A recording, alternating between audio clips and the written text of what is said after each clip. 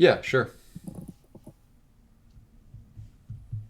Up to you. It's your channel. So Yeah, I will. Okay. Should be good now. All right, so I'm here with JoelDavis once again, and he put out a pretty good video, Political Ontology, and I like the format. That must have taken you a while, but it was definitely interesting. So, would you mind kind of just summarizing briefly the core concept there? yeah. Well, first of all, I have to give credit for the video editing to a friend of mine who helped me. Um, I'm not super into video editing, and I made friends with a dude who seems to have a talent for it and really seems to kind of buy into my aesthetic vision for the channel. And so, yeah, he was kind enough to help out, and we should continue to collaborate in the future. And that I think will hopefully help me to focus on the content itself. Um, but yeah, as for the videos content itself, I guess I made that video because I wanted to lay down a foundation for making a series of videos dealing with Adam Katz's work, but also um, just put a concept out there with my own definition to help kind of guide the discourse in a new direction, using the kind of post ideological label was interesting, and I think it made for productive conversation. But I think it also distracted some people from the point of what I was saying, and I didn't want to get bogged down in being anti-ideological or anti-metaphysical. That was never my intention. I selected the terms post-ideological and post-metaphysical because I was um, attempting to try and find a perspective outside of these phenomena to look to kind of analyze and compare them from, not to set up like an antagonistic camp against ideology or metaphysics. And so I found ontological absolutism was a positive concept where it was grounding an ontology in a positive definition of basically concept or an ontology for how ways of thinking themselves evolve or originate and structure themselves through time. And I found that I think that's going to be a much better foundation from which to head in my intellectual trajectory and also guide the kind of discourse that oscillates around kind of our community, I guess you could say, in a kind of loose way online. Um, yeah, but as for ontological absolutism itself, I think the key to what makes it qualitatively distinct from kind of previous ways of thinking that I know of through history, the history of philosophy and politics, is that it kind of explicitly draws attention toward the fact that ways of thinking are kind of traditions that they have individuals or groups of people um, that bring them into being, and they don't just come out of the ether. I don't think they don't. It's kind of spontaneously generated out of some kind of ethereal reason, but they are human activity, they're human actions, they're willful, intentional actions, and and so ontology and epistemology and just ways of thinking in general are grounded in this kind of social scene that has actual participants interacting within it, at least in a kind of a linguistically mediated sense in terms of like complex human ways of thinking, like that undergird the capacity to have political thought or moral thought or social science or what have you. And so by directing attention toward um, there being fundamentally a director of attention that underlies any kind of scene of um, political or moral analysis or thought or perception, I guess this kind of crystallizes the fact that if you have a particular way of thinking, a worldview, a philosophy, an ideology, um, in order to evaluate its fundamental presuppositions, in order to evaluate whether it is a valid way of thinking in and of itself, requires you to establish or to presuppose, I guess, another way of thinking that you can refer to in order to verify it as either positively or negatively. And I guess the reason for emphasizing the absolutist ontology is to say, well, at some point this has to stop. At some point, there has to be somebody with the authority to make a decision this is the way that we're going to think, this is the way that we're going to act, these are the limits that need to be set on behavior. And you can't, I guess, continually just reach behind that person toward the truth, because the truth comes to us through human action, um, at least in my estimation. Mm-hmm. Could a computer do this though? Could a computer be the decider? Well, I mean, I think computers have been developed by human beings, by programmers, and so that's just kicking the can down the road. Who programmed the computer? I guess would be my question.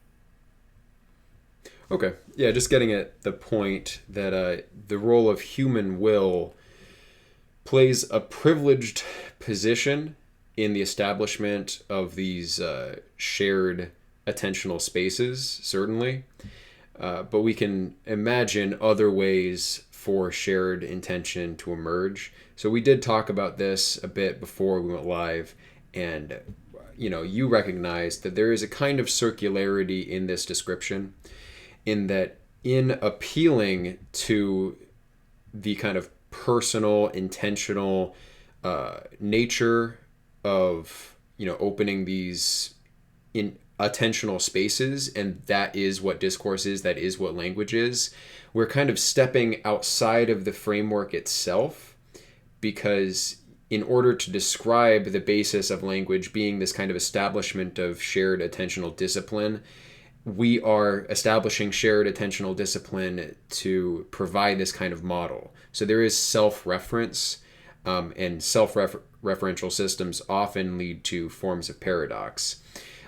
Now, I think the same applies to generative anthropology in general, where the emergence of the declarative is seen to emerge from prior linguistic forms like the ostensive and the imperative, and what generative anthropology criticizes political discourse and philosophy in general of doing is kind of presuming the declarative mode and not giving weight to its actual genealogical origins. And if we could give weight to those origins, then we would kind of understand this kind of shared attentional aspect and understand certain other social elements of language, and we won't necessarily reify some of these concepts into this ethereal reason, stuff like that. But in order to provide this framework, we're positing an evolutionary, essentially materialistic model, which is clearly constructed through the declarative. So how then do you deal with these circularities in ontological absolutism and then GA more generally? Okay, so I take um, this recursive um, structure as inherent to any way that we can construct a um, declarative or rational set of statements. Because in order to um, define anything requires some kind of appeal to other modes of definition that can bring definition to a particular statement. So if I construct a statement, those words all have their own definitions. They all come from particular contexts in which they're used that give them meaning. And so there's always this intertextuality. There's always a presupposition, I think, inherent to almost any construction. I think that's the very structure of um, evaluation itself is or measurement itself. You have to set parameters in order to measure something, or you have to set a standard in order to make a decision um, as to whether something reflects a criteria or a set of standards. And how do you get that set of standards and criteria without having some other evaluation with its own standards and criteria? And so this natural kind of recursive structure, I think, to coming to decision or to participating in rationality itself. And so I guess my response to that is simply to just recognize this paradox and try and build it into my construction. I don't see a resolution to it. I don't see a way around it fundamentally.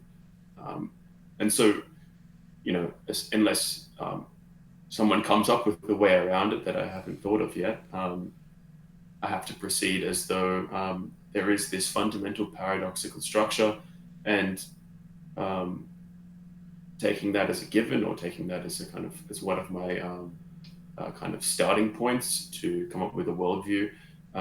I then have to, I guess my natural inclination is then to search outside of reason itself, outside of the structure of a set of propositions itself, for a way of grounding my worldview in something. And my that's where I've got this kind of concept of performatism. If anyone hasn't seen the first video I put out on my channel called Postmodernism, I kind of talk about this idea of performatism, of understanding ideas not in terms of just simply internal consistency as a set of statements, but in terms of their performance in the world, in terms of their functionality. So a set of ideas will generally have a set of internal criteria upon which you can evaluate it by. So if or you can also add criteria as well. So if you say, for example, if you take, for example, um, uh, a cookbook, it'll give you a set of ideas about how to cook something, and then whether the thing that you've produced looks like the picture and tastes nice, you can then evaluate: is this a good cookbook? Is the recipe true or false? Um, and I think that's the kind of way I prefer to look at things like religion or morality, is understanding them as functions, performances. Do they seem to work? Do they bring coherence to the social order? Do they bring peace? Do they bring a structure, and decidability, coherence between participants, understanding how to interact with one another in a way that is uh, endearing to trust, endearing to efficiency, or whatever. Um, but ultimately, I acknowledge that that is itself just another set of presuppositions, another set of criteria that I've pulled up out of the realm of abstractions to analyze the world. And I just don't think there's a way around this problem. I think the best thing that we can do is call attention to the self-referential nature, and then act in a way that acknowledges this inescapable self-reference, this inescapable nature of self-reference, and then proceed accordingly. Mm-hmm. Yeah. So there is parsimony in this account, in that with the origin of language taking place in a kind of performative gesture of the ostensive, you link it to the kind of animal modes of communication that are irreducible. Like, you can't break down a rooster's kind of strut and its mating signals in terms of some kind of prior analytical elements. There is a wholeness to certain forms of communication, biologically speaking, and so I find that appealing in the approach. But what you get into is an arbitrariness of establishing self-reference at a privileged position. So if we are referring to this shared attentional space as the foundation of linguistic spaces in the first place, then when we talk about opening up that space in the first place, we're using intentional aspects that are necessarily going to be arbitrary to some degree. Now, what's an alternative to that point for language? Now, I would point to kind of a logos in the world, some kind of linguistic structure, eidetic form, Platonic realism in nature that we have access to irreducibly at an intuitive level. So this would be like an intuitive apprehension of certain universals.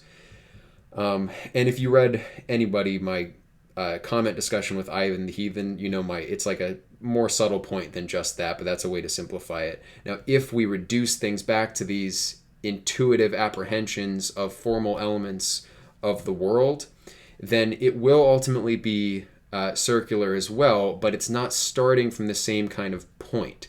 And we ended this discussion in saying how your approach to creating attentional disciplinary spaces, the kind of discourses we establish, is more masculine, in the sense that it's all about the will of someone opening up this space and cultivating this kind of shared attention, whereas the focusing on the intuitive aspect and this kind of flip side of epistemology, it's more of a passive approach, in that we are led by, like in mathematics, the kind of inevitable intuitions in geometry, and the proofs just lay themselves out for us. And so these are two circles. Ultimately, mathematical structures will be self-referential as well. Any kind of formal structure has to be self-referential.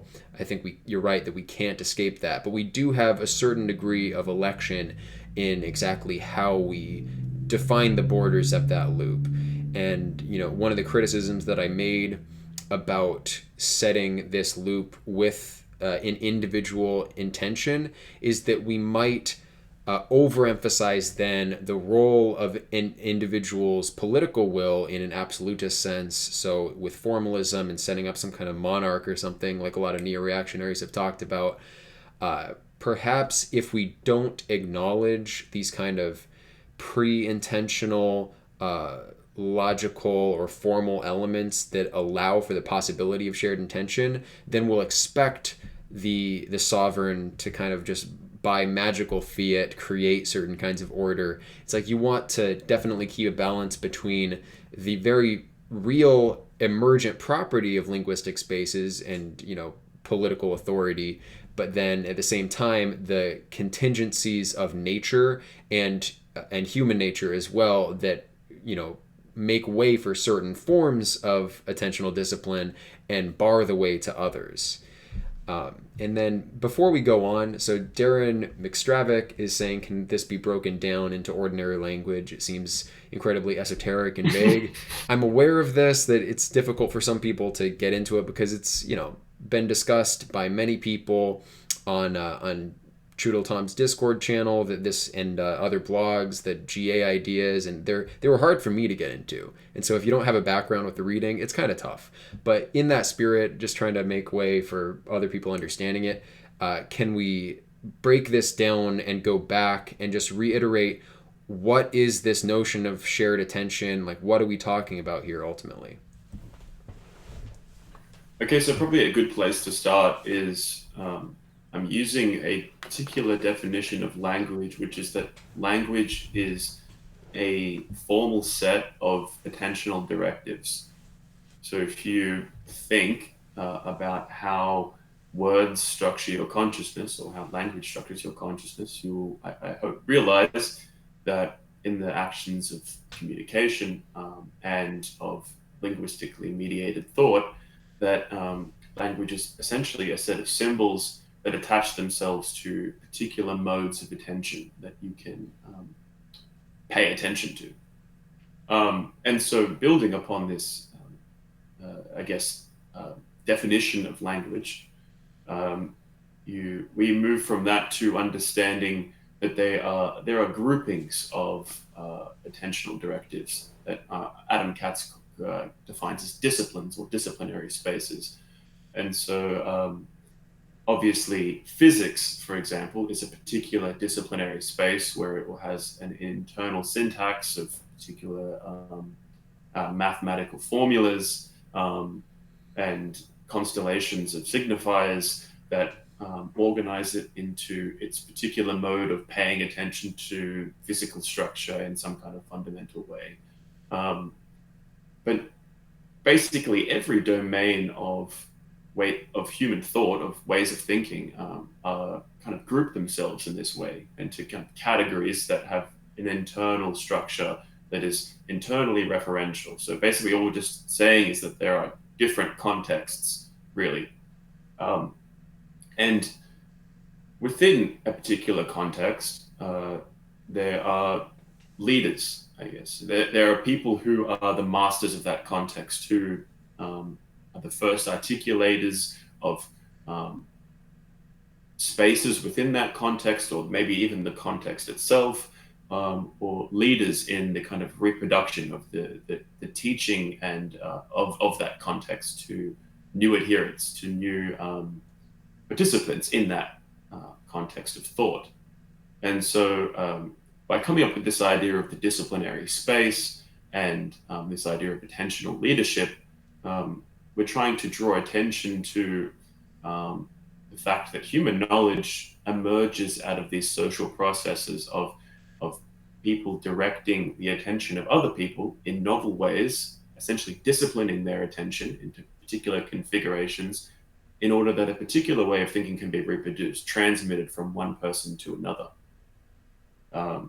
And so, human knowledge evolves throughout history. There's a lot, and we can look at the historical record. We can see lots of evidence of this through time. Human cultures develop new ways of thinking, or they augment their ways of thinking and transform their ways of thinking. And the contention that we make is that this is a participatory process, that individuals are actually, or groups, you could say, involved in this kind of structuring and restructuring of attention through time. And this is significant because if you look at particularly to the political system, uh, under like the liberal democratic paradigm that is currently in vogue in the West, um, there is a kind of there's concepts like the rule of law or democracy, in which we don't believe that this kind of concept of the absolutist ontology that I've laid out is really kind of taken into consideration properly. And so, we have this delusion, in my opinion, that the president is elected by the people, for example, whereas, the people don't just come to individual rational decisions about which president best reflects themselves in like a vacuum. We are kind of initiated into particular ideologies. We're exposed to particular structures of media that inform our way of thinking about politics. And that then sets the parameters and the context to coming to conclusions about who to vote for. And so, if you look at these contexts of like academia or or ideology or the media, they're fundamentally structured like all human organizations as a set of hierarchies with um, basically ways of practice that are enforced, that were developed by people, and that are kind of have their own set of um, interests, their own set of intentions, their own set of goals that provide a context from which they designed the media, designed or the structures that undergird the media and the academy and so forth, that undergird our political perceptions, that facilitate the democratic process. And so, what we're trying to call attention to is that there are these subtle leaders of the political system that aren't acknowledged um, under the kind of formal ideology or the formal way of thinking about politics. And so they're actually concealed and hidden. And what we're trying to do is break through that veneer and try and actually attempt to identify who, like some people that are actually responsible for generating these scenes of attention that reduce our moral and political landscape as a society. And the reason why we want to do this isn't just simply to expose them and look at it's all bullshit. It's all, these guys are just doing it all for power and to become like cynical nihilists. But it's more than that. We acknowledge the necessity for human attention to be disciplined in this fashion, to bring coherence between the community and between a society, in order to have a set of rules, a set of practices that are coherent, that produce peace, that produce trust, that enable society to function in an organized manner. And what we Right. actually Yeah. want to do is to clarify this Going process. back to the primitive concepts here, I mean, really, it's a matter of identifying that communication is always an act of the exertion of power. And this is seen in generative anthropology when the originary forms, like the ostensive and then the imperative, call back to the threat of the dissolution of the community as the necessity undergirding accepting these shared linguistic forms, which do amount to kind of a discipline of the attentional space. So there's something fundamental here. Not, again, like I was saying before, there may be something more fundamental to incorporate to complete the model.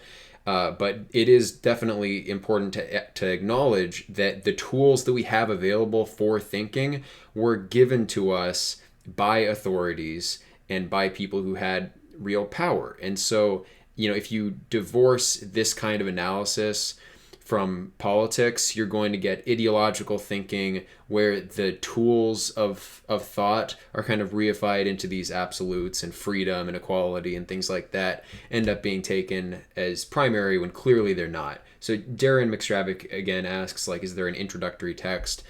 To get into this, you may want to read The New Origin of Language by Eric Gons. But please keep going.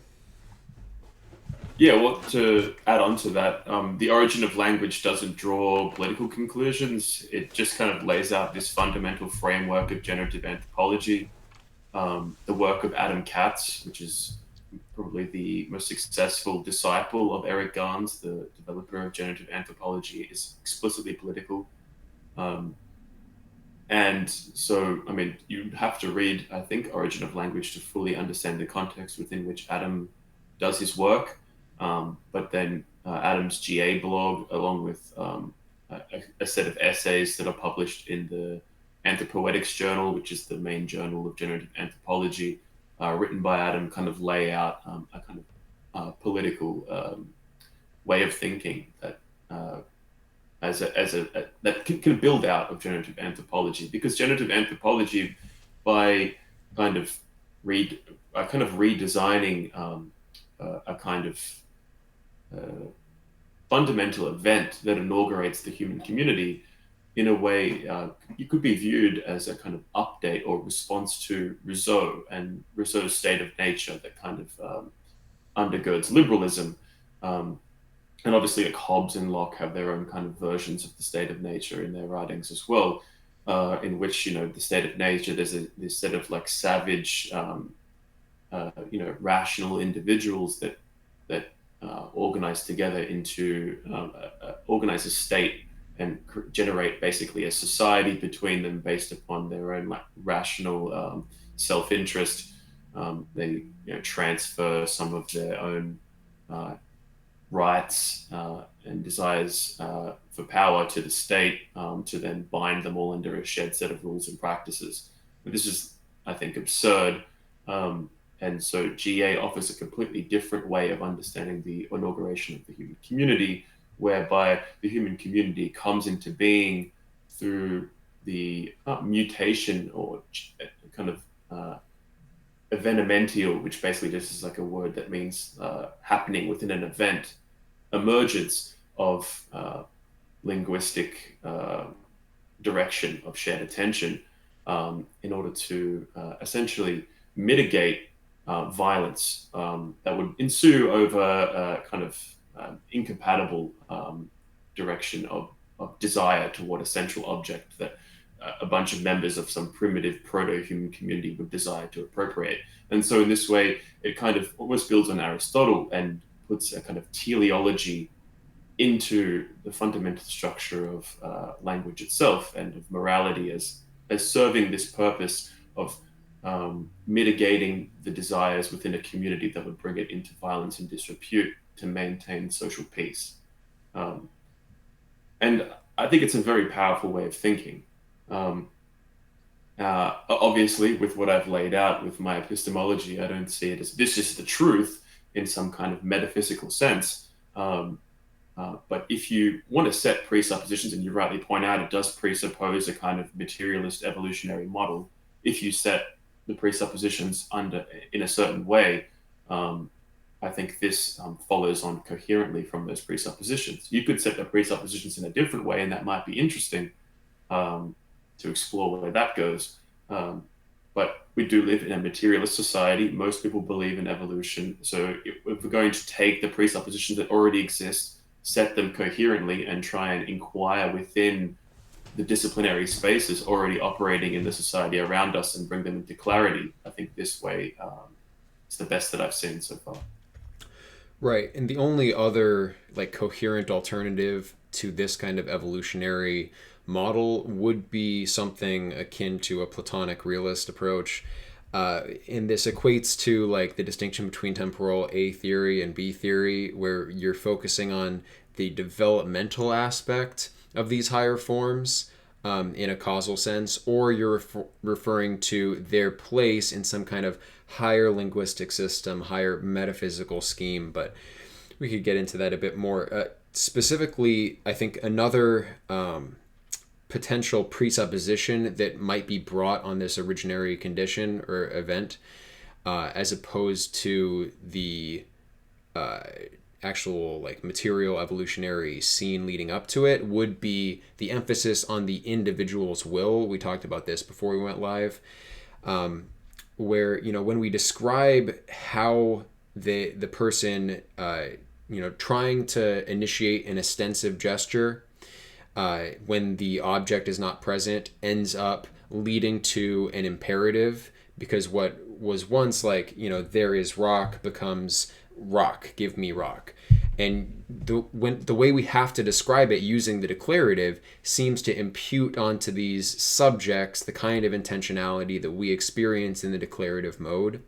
But when you look at animal behavior, a lot of the way like a flock of birds move, or the way that like a herd of deer moves, there seems to be some kind of like broader psychic connection in the way they generate behaviors. And you can view this kind of like anthropomorphizing of the early human community, or like declarativizing, subjectivizing of the early human community as a heuristic, and that's fine. It helps us to build a model. But what of the possible ramifications of like overemphasizing the individual intentional aspect, and perhaps downplaying some kind of shared psychic factor? I think it's useful to create this subjectification as a kind of bracketing, because we are talking about the modern political world fundamentally. That's where I'm directing the discourse from its presuppositions to. And modern politics is explicitly in the West, is explicitly there to deal with human decision making. How do we make decisions politically, and what decisions are we going to ban people from making? What decisions? What are we going to enforce, and what are we going to limit? And so, insofar as we're talking about morality and politics in the 21st century West, we're pretty much exclusively talking about this kind of subjective process. And so, I think you could say, well, there is potential for there to be other ways of other modes of cognition outside of subjectivation, and I'd be inclined to agree with you. But we're trying to develop regulations for a subjectivized world, and so I think it makes sense to think about, well, what would be the process under which a subjectivized system of consciousness could emerge, and what would be the rules governing it to make it coherent with itself. And so, I mean, this is a kind of running theme, I think, in my thought, which is rather than reaching back always toward these first principles like a metaphysician, is to try to stop somewhere to reason from. So, like, if we like preload some presuppositions in, then that's what we're going to deal with. And then, because we can't deal with the context that has no limits, because we can't ever fully capture it with language. There's always going to be something that transcends our capacity to capture.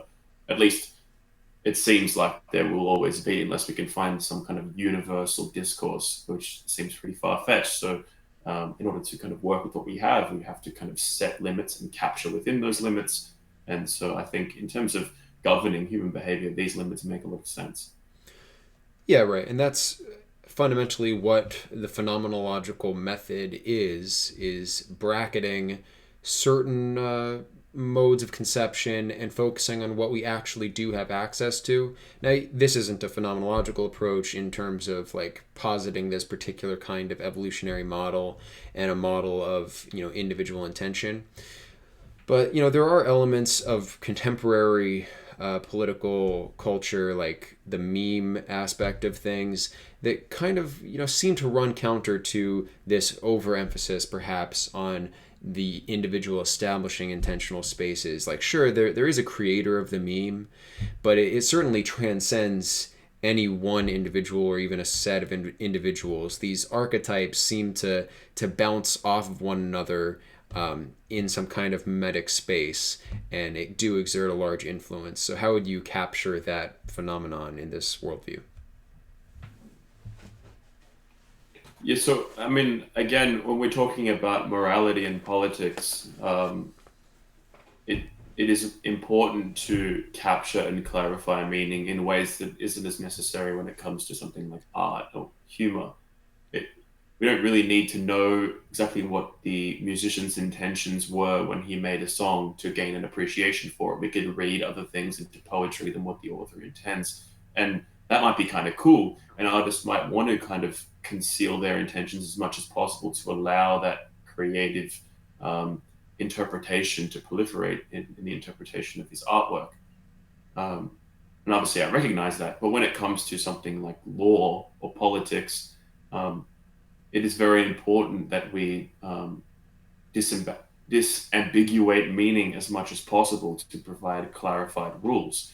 And I think one of the central problems that exist in 21st century society is all of these different incoherent interpretations oscillating out into culture that are kind of pushing us apart with kind of ideological factionalism and alienation and nihilism and all these kinds of phenomena.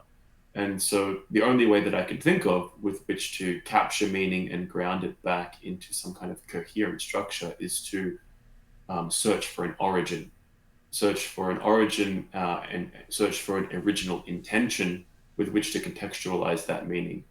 Um, this is the way law works. So, like for example, you look at the Constitution of the United States. Now, how the Democrat, left-leaning, liberal kind of person would interpret it is different to how the conservative, Republican voting, right-leaning guy would interpret it. And so you can't derive one meaning from the Constitution. So you need to have a Supreme Court that has the jurisdiction to interpret its meaning and make decisions upon it. And so this is how the human community has to function when it comes down to, all right, we need to make a decision about which behaviors are illegal, how we're going to use force to limit people's behaviors. And so insofar as we're talking about politics, again, putting these brackets seems to be incredibly necessary. Yeah, so you would acknowledge these kind of free floating memes and their interaction and influence, but you would kind of problematize them and say what we need to do is trace these the energies of these forms back to decision makers, and you can make them accountable on that basis and clarify how decision is made, provide decidability. And I would agree, that my political conception is all about establishing communication networks revolving around the distribution of the executive function. That is really, we agree on that, the core problem of politics. Who is making decisions and how can we trace the origin of that power? Now, ironically, in that, my epistemological approach is perhaps less creative than yours. I see myself as being led inexorably by like pathways of structure in basic level metaphysical things, and then in sociology to a lesser degree. But on the flip side of this, it seems like my conception of establishing these kinds of distributed decision-making hierarchies is more creative and experimental, perhaps, where instead of necessarily working so hard to trace exactly how these shared attentional spaces were developed in historical time in the contemporary socio-political context, I'd be more inclined to just set up hierarchies where we make very clear how one acquires this decision-making prerogative, and then we can test like whether that methodology for establishing their prerogative actually resulted in social betterment by some kind of metric, whether it's like net worth of the collective or their performance on tests or something like that. Do you agree that there is Yeah, this I mean, distinction? maybe in the emphasis of what we put out on YouTube, but in like my personal life, like I agree. Ultimately, I also would like to experiment with creating small scale hierarchies that apply these principles and see where they go. And if you look around society and look at the parts of it that seem to most closely approximate these principles, like the corporate world, it does seem like they are functioning pretty well where they're followed. Like obviously, corporate hierarchies are pretty regimentally formalized. Um, but I think it's important to look at the larger context as well. And there is a kind of, I think, a severe void. Like I think we've both kind of been on the periphery of the kind of alt-right meme and kind of watched this new ideology come into vogue with all of this cultural energy and then crash and burn and in this terrible failure where they've achieved absolutely zero basically of what they set out to achieve. And so there's this mass group of disaffected youth um, who are like, well, what do we do now? Like it seems it's just like a black pill. And I think what this offers is a way of explaining why that failed and setting parameters for if you want to actually do anything successful on a larger political scale, these are the criteria that you have to satisfy, and then you can make an evaluation about whether that's possible, and if it is possible, whether it's worth it. Um, and ultimately, I think the message that I would have for most people is that it's probably not possible or worth it for you. And so you should focus upon creating these small scale um, kind of immunological spheres of the community, which are built upon um, more rigorously formalized and traditional principles that can help insulate you and your family and your community from kind of social decay happening around you. And I think you kind of have a very kind of priestly orientation, and so it makes sense that your focus is maybe more upon um, helping to construct these kinds of pockets of immunization against the kind of social disease of nihilism and postmodernism and so forth happening around us. Um, Whereas, for me, that does interest me, but I'm also interested at looking at the larger scale, whether anything can be done and experimenting with that, better or worse. Right. Another kind of difference in our approach would be that what I would emphasize in the formation of these hierarchies is whether or not they accord with some kind of natural law, right? And you can view that in consequentialist terms and simply run out experiments using some kind of privileged metrics. However, you break down the success of any community or nation, that act of breaking it down, however, will, you know, skew the results in a certain direction, and the intention of the person establishing this particular attentional discipline of the evaluation will color the perception of what comes out of it, and influence even the concepts of what is socially valuable in the long term, and create all sorts of feedback effects. Now, there's probably an element of that that's simply unavoidable, but then you are left with this kind of question of is there any kind of preferable alternative in terms of how could a community uh, end up? Are we just going to appeal to someone making these particular kinds of distinctions and attentional calls, or are we going to refer to some kind of natural law, something external to the human community, something that is akin to human language and human distinctions, but which is not subject to this kind of evolutionary process? Do we look to some kind of heavenly model for what we're doing, or are we just by ourselves here working this out?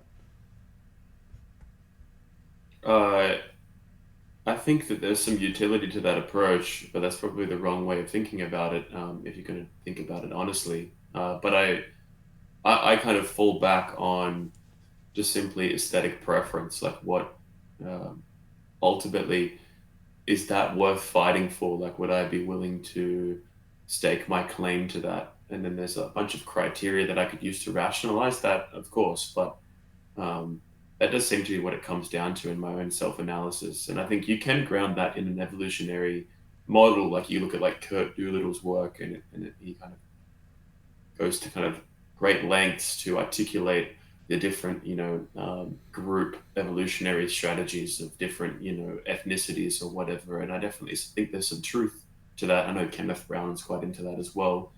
Um, or you could look at like Spengler's analysis or Hegel's analysis, which is a more German way of thinking about the spirit of a particular people is reflected, or of a particular civilization is reflected in its institutions and its religion and its art and its politics.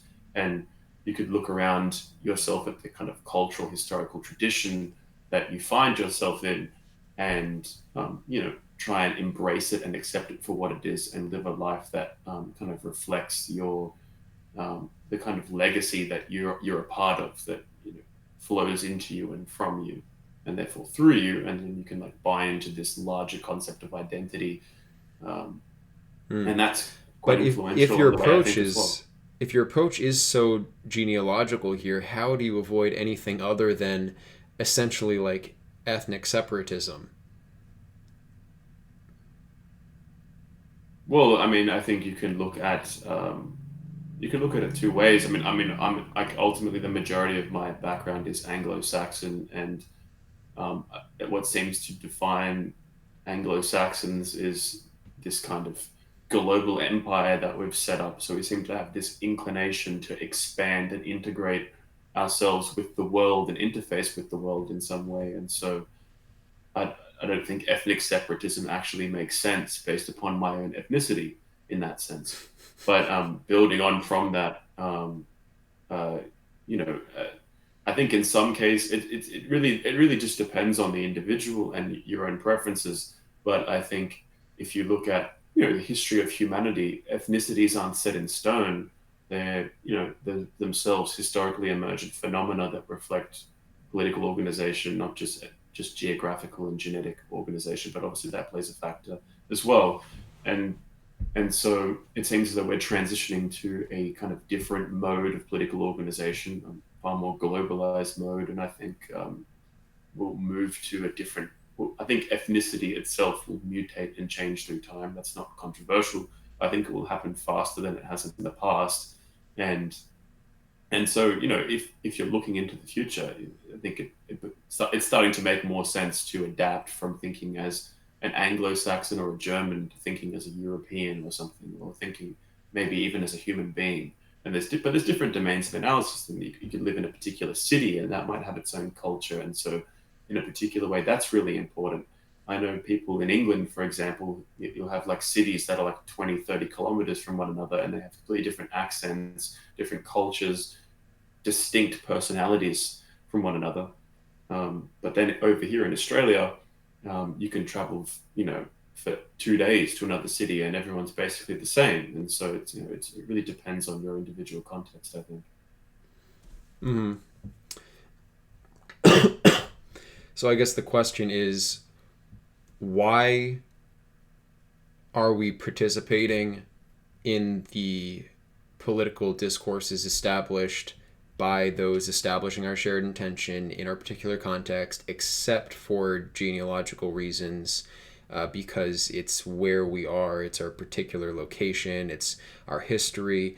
Does it have to be identitarian in that sense, even if it's not ethnic, or is there a room for more of a voluntaristic perspective here? Because the whole emphasis on framing language as these shared attentional spaces imposed in a sense by the will of some kind of first member of this discourse, it would seem to imply that like you don't really have any voluntarism in your political associations ultimately, because you're just a product of the memes that are being imprinted on you by the people who truly hold power. So are we just kind of fatalistically consigned to be a part of the structures where we are, whether that's you as an Australian or me as an American?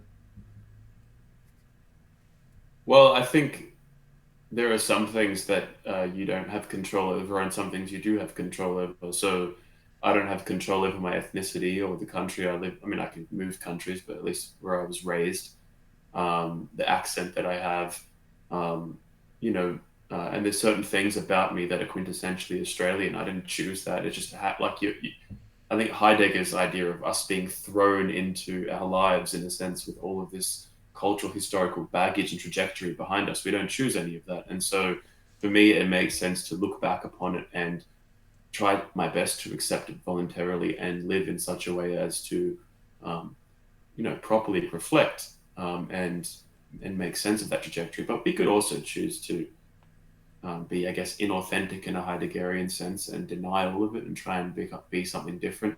And I think there is space for creativity and novelty, but I think it's very limited. Um, uh, and so I guess my point is, human communities like my friendship group, for example, um, or my friendship groups, I should say, are generally formed not just out of the fact that we have the same ethnicity or something. They're formed out of shared interests, shared attention, right? So I have a bunch of friends that are into politics and philosophy, and we spend lots of time together talking about politics and philosophy because we have a set of attentional disciplines that we share. And so it makes sense for us to talk to each other a lot because we share interest and we want to cooperate in that sense. Um, And I'm my girlfriend is my girlfriend because she shares a lot of the same moral outlook on life that I share, and so we share attention toward the same uh, worldview and the way that we want to participate in a relationship and potentially a family and so forth one day. Otherwise, I wouldn't bother, being in a relationship with her. And so uh, I think the capacity for intimacy, I think, has a relationship to how many of the same attentional disciplines are we willing to share? Are we willing to share subordination to the same fundamental imperatives? The more that we're willing to share, the more intimacy and proximity that we can have to one another, because the more convergence we have between us. And I think there is some scope for decidability where I could want to be more part of this scene or that scene. But I think that those preferences are ultimately reflective of a nature and um, a history that I largely don't choose. And so, like, it's like the free will determinist debate, kind of, in a way. There's like a oscillation and relationship between the two. Um, and it's quite hard to draw like a kind of absolute distinction between them. Mm-hmm.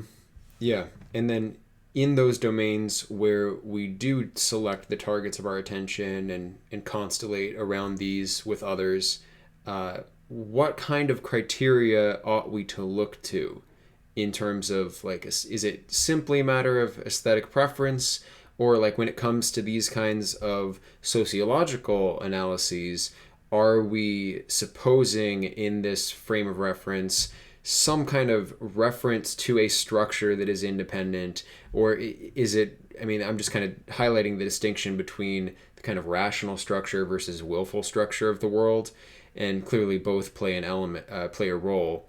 But yeah, what kind of criteria are we looking to in selecting the shared attentional spaces that we participate in?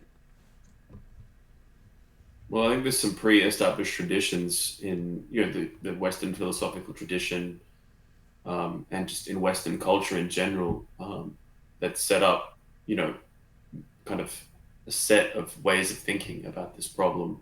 Um, and so you could come along as a kind of fascist reactionary, and you know, judge everything relative to looking at society in this kind of top down hierarchy with sharply delineated roles and structures and sharp distinctions between male and women and men, sharp distinctions between the classes and so forth, and seek to reproduce that as a kind of competitive militarized society through time, with a lot of attention directed back toward history and tradition and maintaining the history and tradition of European society. Or you could, but that's if you take that kind of, you have to have the right personality and the right, and be the right kind of person to fit into that worldview. I think it's a perfectly coherent worldview for that kind of person, but that kind of person isn't everyone. And so I guess that's my point: is I can understand the different mainstream worldviews, and I can try and figure out how to make them consistent with themselves. So I can meet somebody who's a Catholic, and then I can take my understanding of Catholicism and then try and hold that person accountable to my understanding of Catholicism, and like try and work within their belief system as best I can to interface with that person. Uh, but you know, I can't just come up to them with Islam and be like, become a Muslim. They're not going to listen to me. They've decided to be a Catholic, and they probably would only listen to me if they already had a kind of predisposition or an interest in Islam already. I don't think, and so I guess my point is that I think human beings are kind of fundamentally different, and therefore different ways of thinking reflect our differences. And I don't think it's possible to convert everybody to one unified field of understanding. And so the best thing you can do is either get your particular favorite way of thinking to become dominant over everybody else and impose it upon everybody, or try and figure out a kind of meta interface where we can try and the kind of perennialist approach, right, where we can try and find the fundamental ideas that are the same, and then try and um, kind of build our society upon the levels of how much we can share. So, the fundamental principles that the most people can agree on, we can have that as our social principles. And then as we zone in into our communities and our businesses and our church groups, or our families or our friendship groups or whatever, we can kind of zone in and demand more of the same imperatives as we go. And ultimately, there's going to be some conflicts along the way, um, if that's necessary. But yeah, the kind of future like society that I envisage as being possible is a pluralistic society. I don't think there can be just one way of thinking that can monopolize human society at this point. And so I'm trying to figure out a way of being able to adapt to pluralism. Right. Now, the question that I asked was what kinds of parameters are we looking to, or how do we make a decision as to where we're drawn? And you seem to just like refer back to our aesthetic differences, that we have these different kind of dispositions and we'll find our place. Now, when you apply that kind of criteria to this meta framework, what are the criteria for joining in the shared attentional space of GA, or formalism and all of these kinds of currents of thought? Like, what's the objectivity there leading us to say, yes, this is true and this isn't just an interesting set of ideas that we like talking about?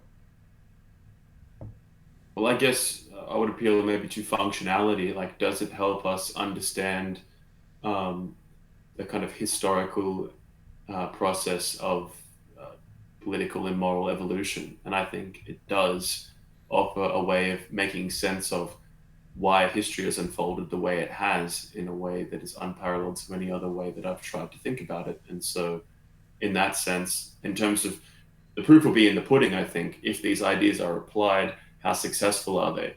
And it's a kind of early formative stage, so you've kind of got to uh, you've got to take some risk. Like I don't think an idea can truly be understood unless it's demonstrated whether it's valid or not. And so the only way that I can think of is to practice it and see if it works.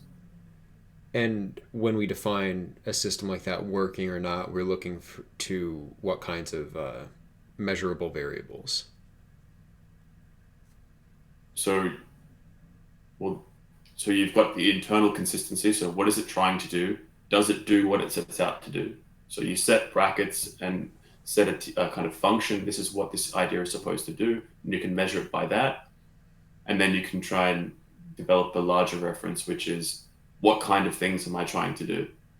And then you pick a bunch of ideas that claim they can do the things that you want done, and then that gives you a reason to do them. So I want to understand the political system. I want to be able to develop a political way of thinking and practicing that works. And I want to create a society that isn't based upon lies and deceit. Um, and so these are all the sets of presuppositions that I have that have got me to my worldview. And so, but you can keep going back. And I think that ultimately, when you go back, most fundamentally is an aesthetic preference for that. I think is been built into me, that I inherit from the tradition behind me, like I said, and maybe from my genetics to some degree as well, that formulates my personality and my outlook. And that's the best I can offer. I don't think that's basically the point of what I'm saying is that you can only really you can only really analyze anything by a set of criteria that you've already accepted. And under what authority do you accept those criteria? Ultimately, the buck has to stop somewhere. You have to listen to somebody and say, okay, I'll do what you say, or it has to resonate in some kind of fundamental aesthetic preference or something. You have to stop questioning at some point and just go with an idea and apply it and practice it. Right. And I would agree, but I would carry on that kind of tracing of these intentions down through the psyche to say that there is some kind of foundational intuition of goodness or badness that doesn't differ between people. We just make different evaluations based on our cultural context, the values that we have linguistically imprinted on us. And so you do see differences of behavior, and obviously different dispositions will result in different solutions to the problem of achieving the good. But, I think this is one of our key differences. You tend towards moral nihilism. I tend towards moral realism pretty strongly.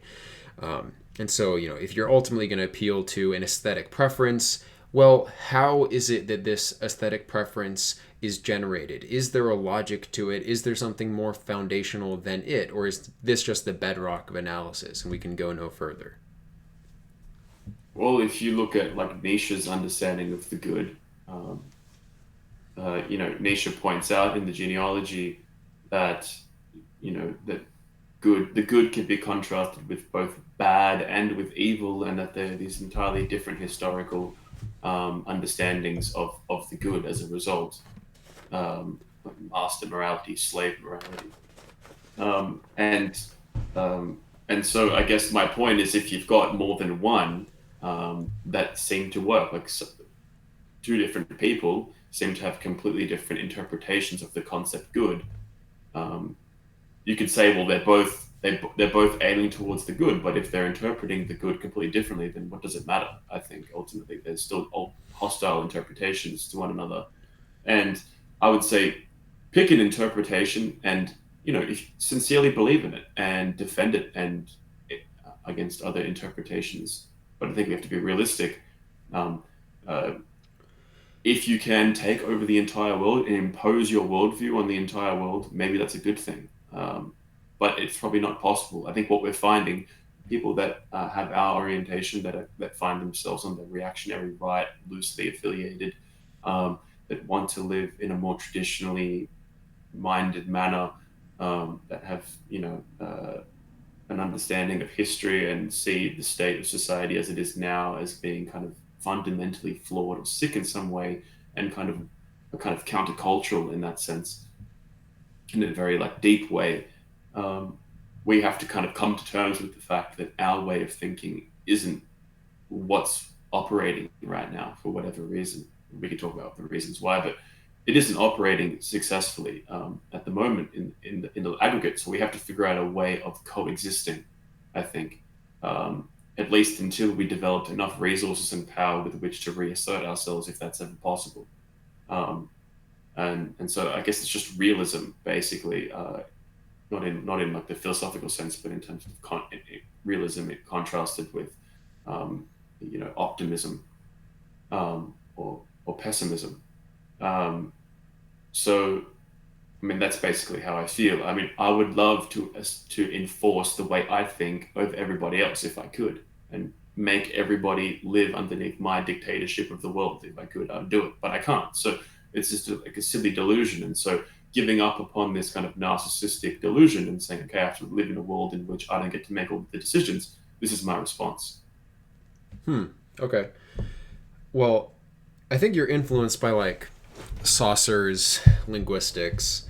And I'm not sure if that, because you've referred to this many times, the kind of like infinite cycling of signs in any act of reference. And I'm not sure if that's accurate. I don't think we actually have this complete degree of freedom in linguistic play. Like something like aesthetic preference, is that unconstrained? It feels like there's not just interpretive decisions to make and linguistic decisions to make, but there's some kind of underlying psychological logic that is not subject to difference of interpretation. There's something inbuilt, and there's a possibility not just within the individual human being, but also life in the first place. For it to have survived, just using an evolutionary model, it had to be driven by certain kinds of impulses, intentions that corresponded to the actual world that it's inhabiting.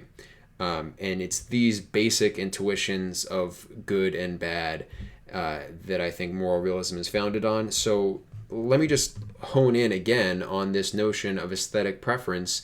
Is that notion constrained by anything, or can you interpret it any way you like? Do you think there's some kind of intrinsic constraint on that concept?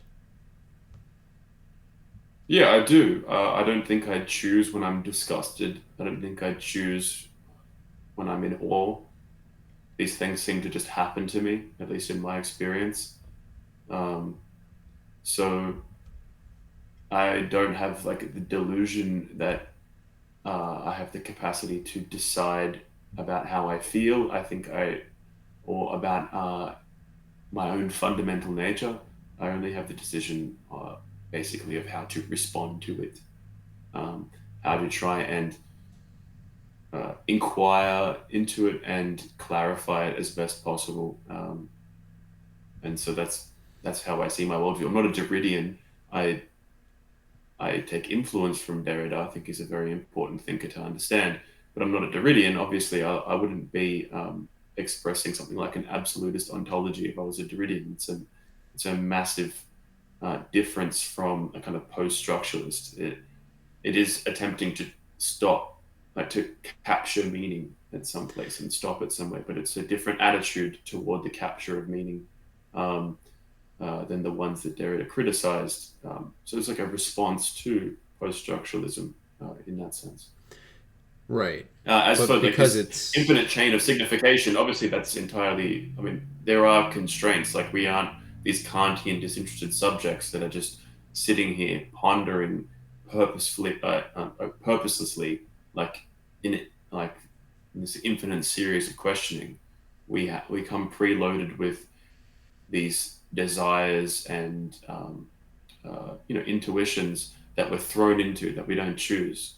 And I guess that my general worldview is to inquire back with it into the like through self analysis and through historical analysis and try to um, own that trajectory, try to come into acceptance of it and to reflect it and live it out as best possible.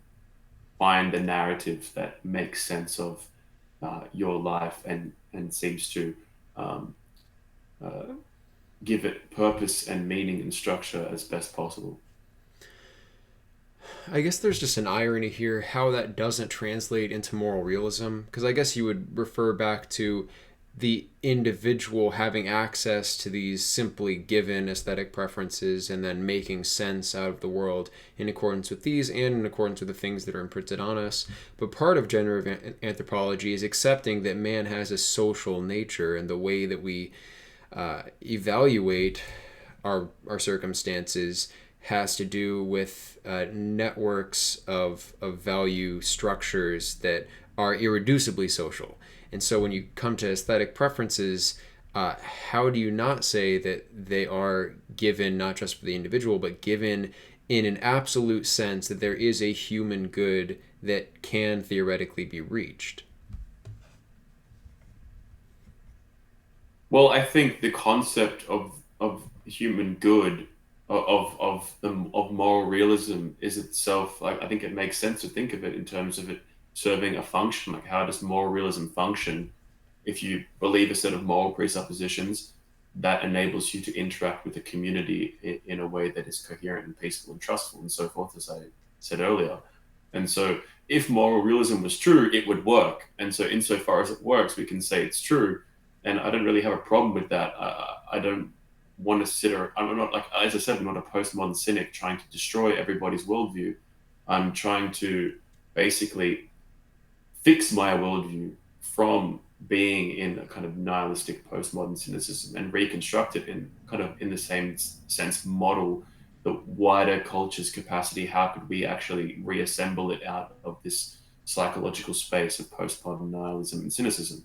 And so looking back upon these traditions of thought like metaphysics and Christianity and so forth and seeing them as functional and saying, well, if I believe in those things, they seem to work. And so I might as well just believe in them and suspend my questioning, suspend my cynicism, and just and attempt to reach back for sincerity once more makes sense. And so um, in a sense, it is this kind of attempt to reclaim sincerity and reclaim certainty and reclaim contextuality in all of these kinds of things. But it's doing so from the position that is. I mean, obviously there was a flaw fundamentally in the construction of, in my opinion, of metaphysics and of religion that opened it up and left it vulnerable to this decay, this cultural decay into cynicism. And so it's simply through this kind of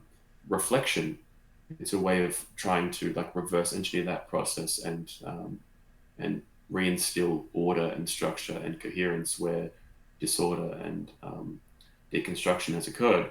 Um, And as for what you were saying about how there are fundamentally, like in GA, there are fundamentally sociological um, uh, events that produce, mutations in like psycholinguistic mutations that structure our way of thinking, that produce morality. I would agree with that, and so I would say I'm not just inquiring into my aesthetic preferences. I'm also inquiring into history, inquiring into human history as well in my search. And it's a synthesis between self-reflection and historical reflection, not just one or the other.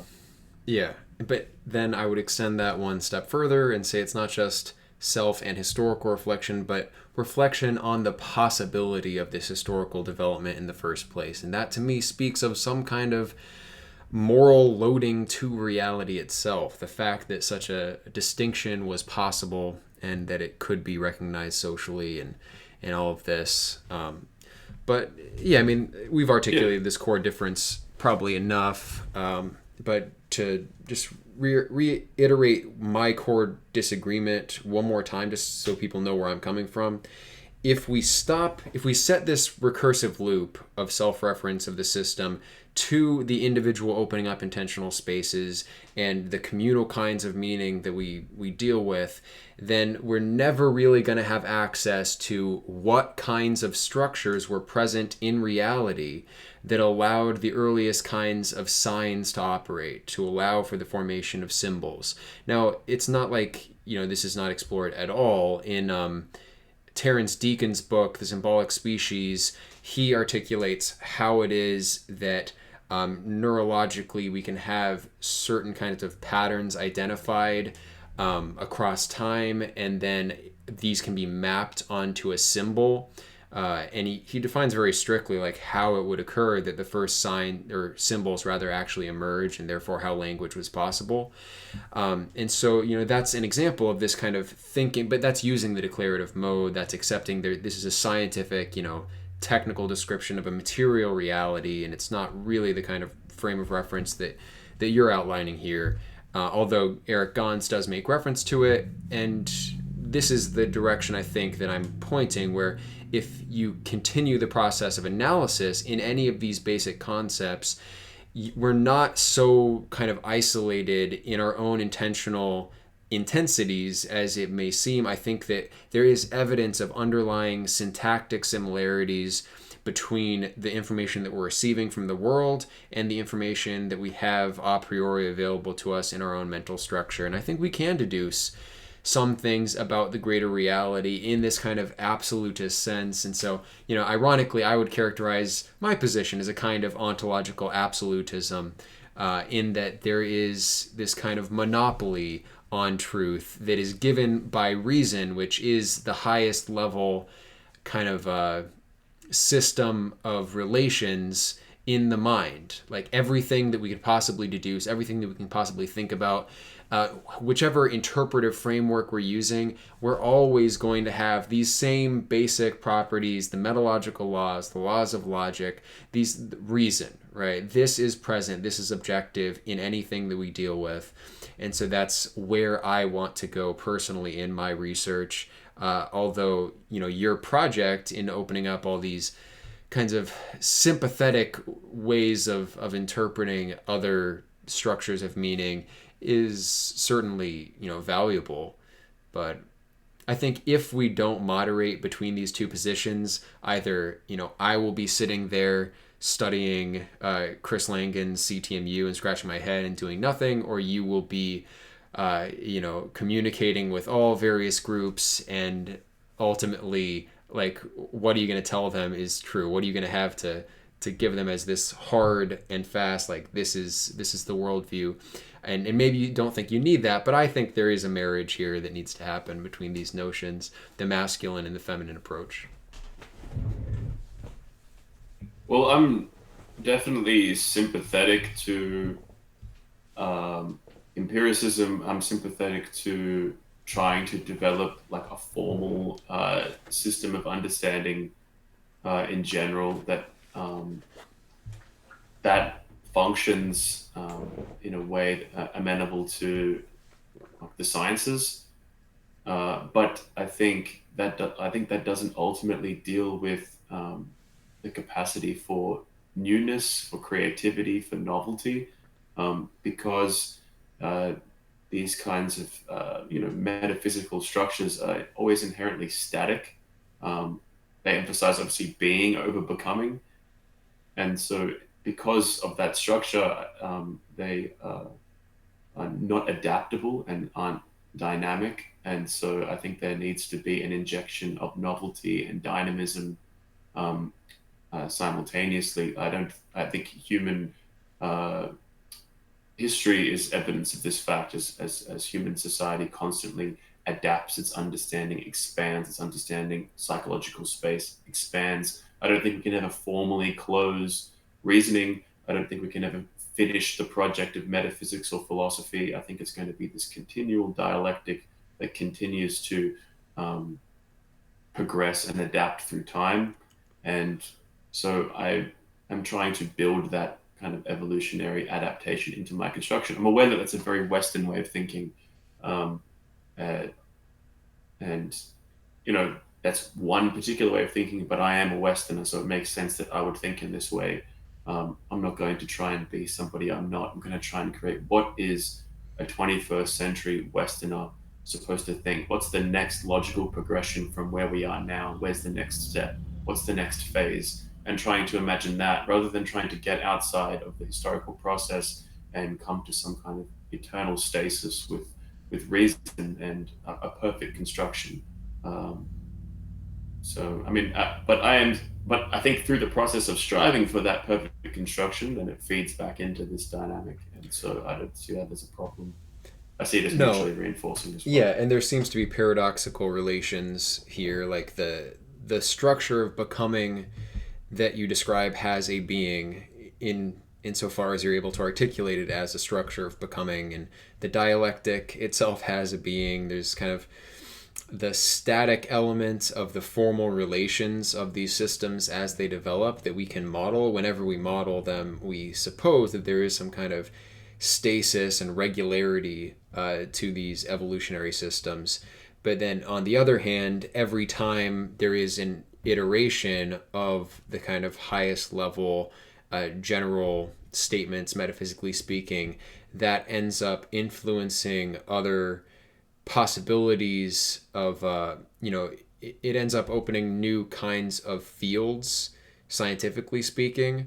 Trying to give like maybe an example from, I don't know, like when we opened up logic, right, for the first time, you have this kind of high level structure that's visible that allows you then to make finer distinctions with new language that you didn't have before, and then you open up new kinds of problems like the after Aristotle you had the Stoics identifying, and I haven't looked at this recently, so I'm not going to be able to identify quite what it was, but certain problems relating to potentiality and actuality, and uh, problems in mereology. You're always opening up new intellectual currents through this kind of process of discovery. When you set one of these like hard and fast metaphysical descriptions, it will lead to new pathways of investigation, and apparently in an infinite sense. So like if the more you focus on the static, the more you